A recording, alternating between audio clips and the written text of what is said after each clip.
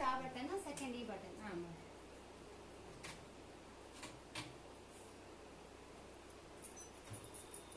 ಈ ತರ ಇಲ್ಲಿ ಏನ್ ತೋರಿಸಿದ್ರು ಓಕೆ ಕೊಡ್ಬೇಕು. ಫಸ್ಟ್ ಯಾವ್ದು ರಾಂಗ್ ಬಟನ್ ಕ್ಲಿಕ್ ಮಾಡಬಾರ್ದು.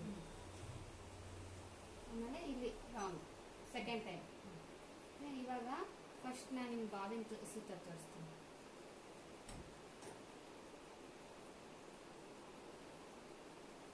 ಇದು ಬಾಬಿನ್ ಸ್ಟ್ಯಾಂಡ್. ಈ ತರ ಇಟ್ಕೋಬೇಕು ಫಸ್ಟ್. ಆಮೇಲೆ ಈ ಕಡೆ ಬಲಗಡೆಗೆ ಎಳ್ಕೋಬೇಕು. ಇದು ಬಾಬಿನಿಂದ ಸಿಂಬಲ್ ತೋರಿಸುತ್ತೆ.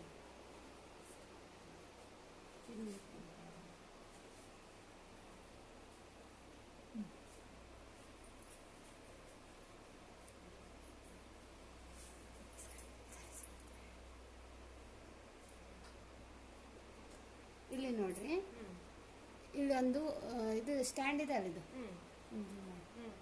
ಇದಕ್ಕೆ ದಾರ ಹಿಂಗೆ ಹಾಕೋಬೇಕು. ಒಂದು ರೌಂಡ್, ಒಂದೇ ರೌಂಡ್ ಈ ತರ ಸಿಗಿಸ್ಬೇಕು. ಸಿಗಿಸಿ ಇದಕ್ಕೆ ಗಟ್ಟಿಯಾಗಿ 1-2 ಟೈಮ್ಸ್ ಈ ತರ ಥ್ರೆಡ್ ಸುತ್ತಬೇಕು.